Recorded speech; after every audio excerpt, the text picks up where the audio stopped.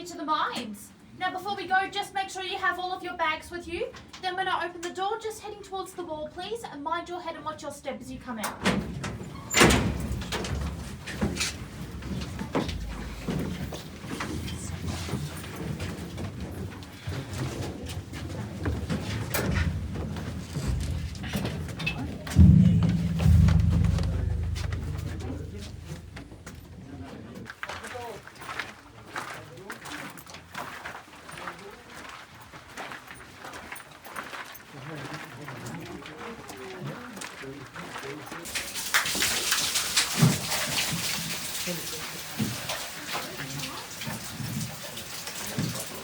Testing. Can everybody hear me? Yep, excellent. Okay, so this area here, this is what we call the Normandy North Mine. Now this is a real mine, full 100% genuine. This mine operated from 1902 to 1911, so a little while ago now, and it was one of the poorer mines of Ballarat. We think when it was working it made about 800 kilograms of gold, whereas the richer mines of Ballarat, such as the Consul mine, were making around 21,000 kilos of gold. Now before we went under, do you remember I pointed out a poppet head? That great big tower? Yeah. So we're about 20 metres below that right now. Now, with the poppet heads, you've also got the shafts, which is how the miners get in and out of the mine all the time. They use what's called a bell signal system or a knocker. See over here we've got the shaft signals. Now, these numbers here, they have a particular meaning. That meaning is you ring the bell a certain amount of times in order to perform a certain action. So for example, if the shaft is over here, we want to give it a great big point, we ring it 4 times, like so.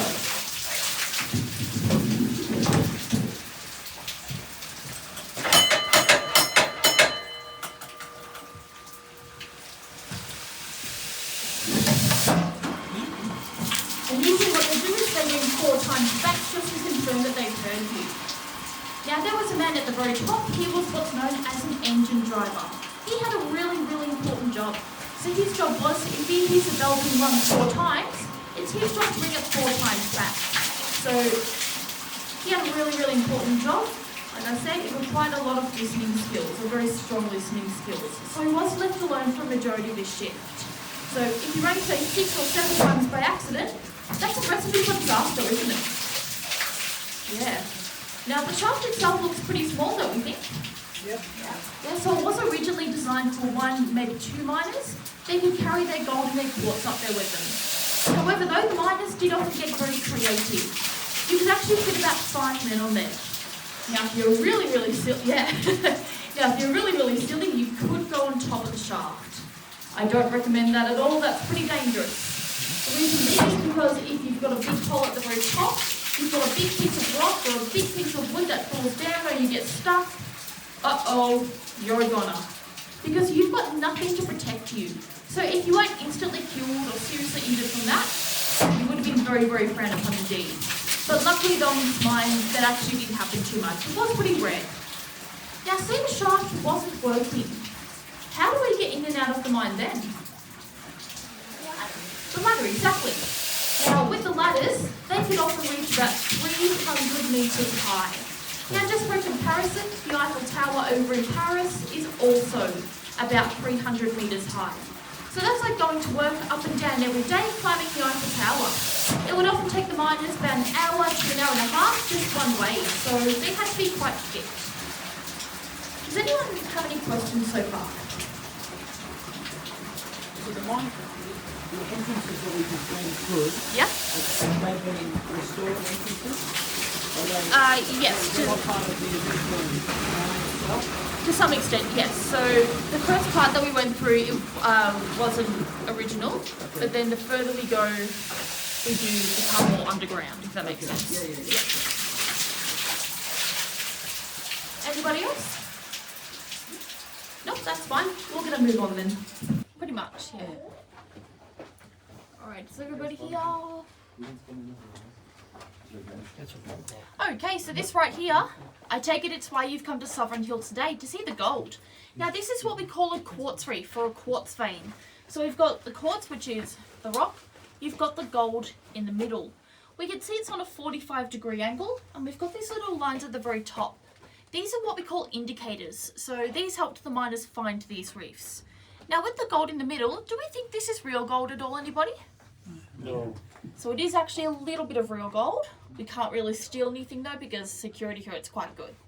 However though, has anyone been to the gold panning yet? Yes. Yeah, excellent. Did you find anything? Yeah. Tiny little Oh, place. lovely. I'll let you keep it today though.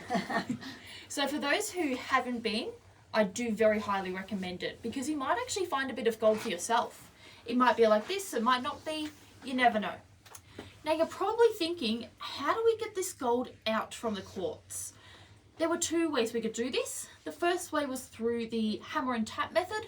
The other way was through the rock drill. And we'll go have a look at those right now. So I'm just going to come out towards our left.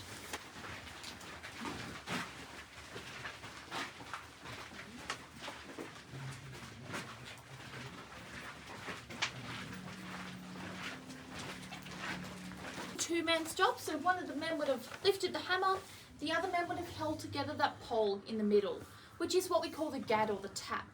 Now the man with the hammer, he would have lifted it, he would have smashed the gad right into the rock, and it would have split it that way. And that was used for easy access to gold and quartz. Now, sometimes the gold in the quartz, it did get a bit stuck in the tap. So the man controlling that, he would have given it a few little twists and turns, maybe a quarter turn. He also would have unthreaded it. It's not the most technologically advanced of things in the world, but the miners did their best with what they had. There was a more advanced way on how you could get out this gold though, and that was through the rock drill. And we'll go have a look at that right now. So I'm just going to come out towards our left again. Sorry. Rocking back and forth. Right? Are they rocking back and forth? No, they tapped it. Okay.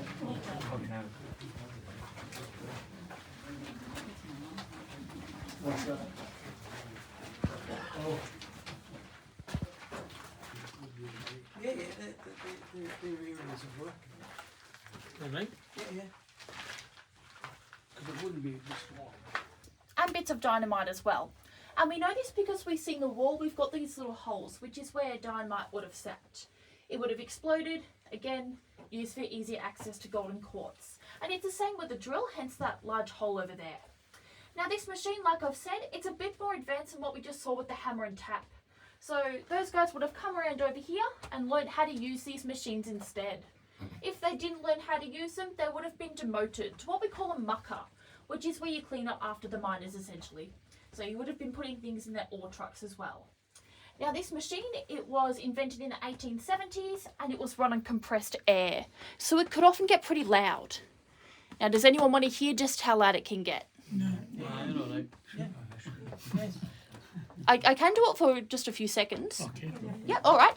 So because it does get quite loud, I do just have to ask everyone to block their ears. Yeah, so you might just want to stand back a bit too. Yeah, so you might just want to stand back a bit.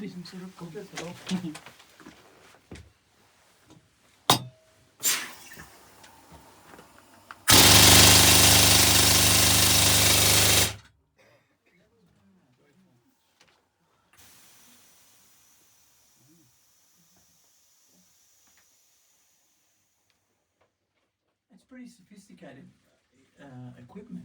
Oh yeah. And prior to the, so this was operating between 1902 and 1911. In this mine it was. This machine itself is a couple of decades older though, or a few decades. Yeah. Yep. Okay. Yep. Sorry.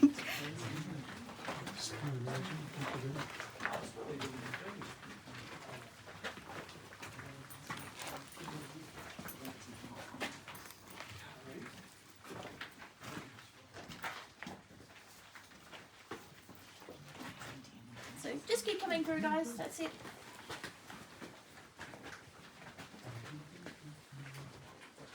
Alright, we're all here?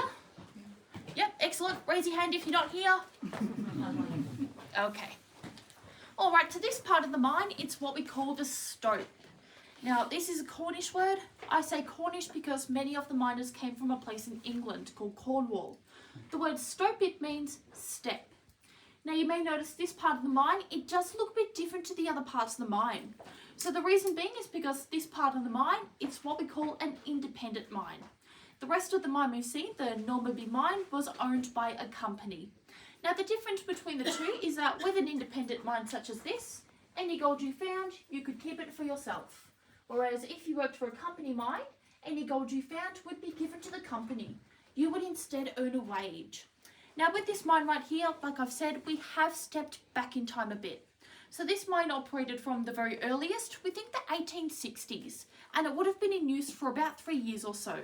So this mine, it does predate the Normanby mine by a few decades. They had no idea that this was even here. So this mine was discovered completely by accident. All the way back in 1976, the drillers here at Sovereign Hill were looking to extend the mines. They came across this and they thought, wow, let's preserve it. So they did. Now, because it's an independent mine, we actually don't know much about the workers here. They did not keep records.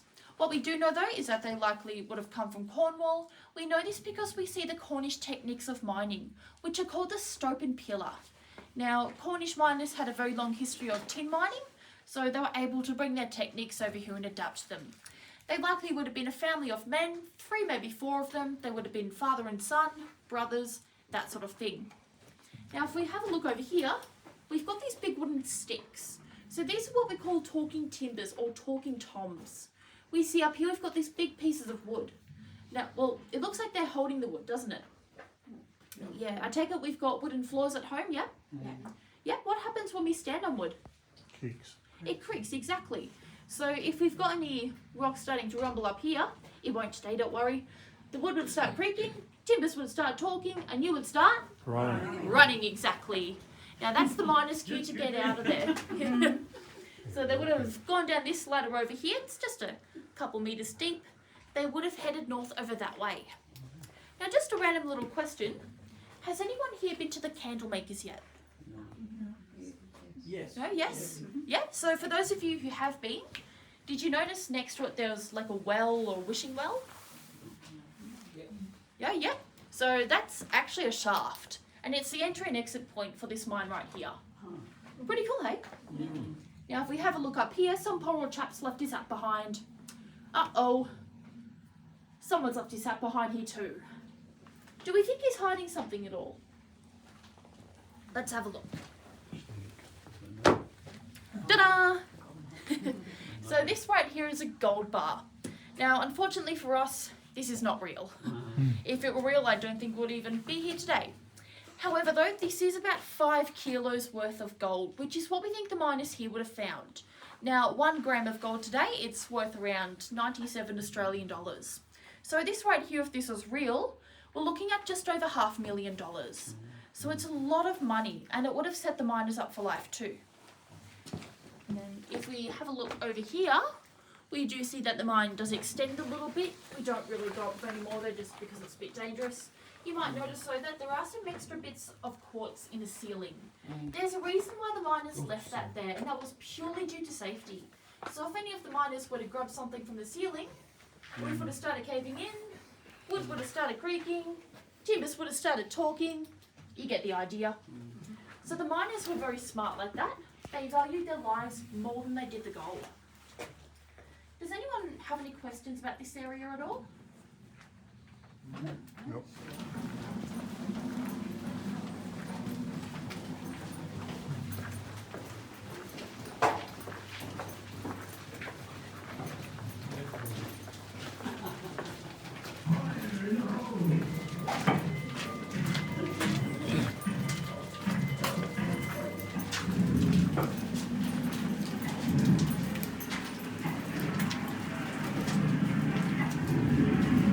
Fire in the hole!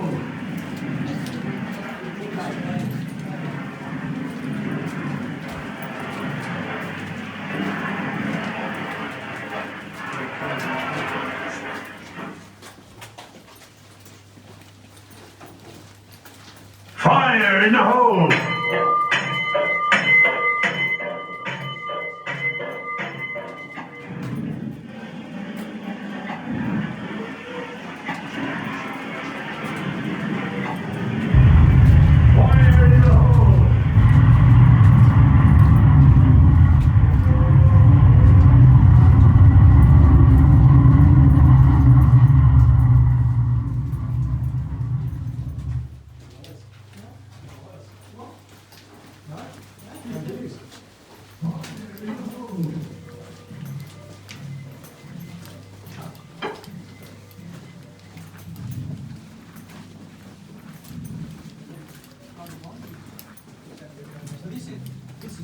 refurbished.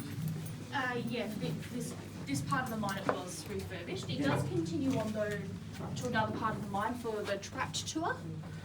So yeah, it all connects in one way or another. How far down are we? Roughly 20 metres. Yep. Yeah. 60 feet. Yep. Yep, just be careful. Alright, are we all here? Yep, by the looks of it we are. Excellent. So we're just going to be heading down some stairs now. So as we go down, just mind your step. Also, we are going through a door, so just make sure the last person closes the door behind them. So just coming through this way, guys.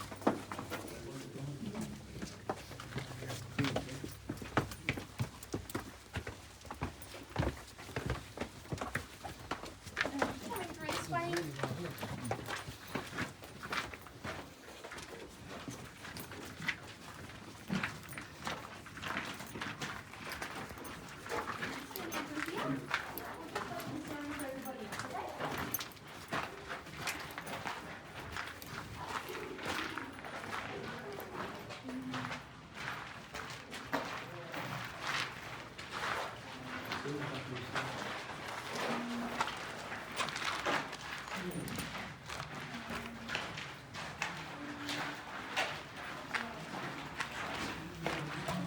Tidur kerlalannya. Ya kita mau kerlalannya.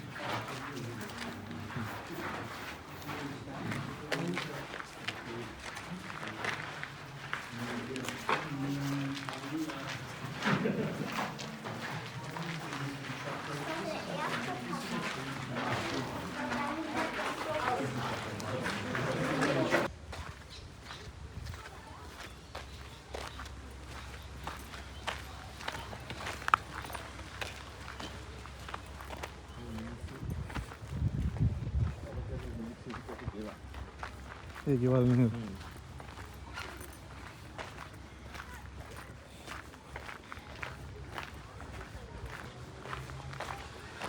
චුට්ට පල්ලේ කවුමද දැක්ලා ඉන්නවා කොහොමද?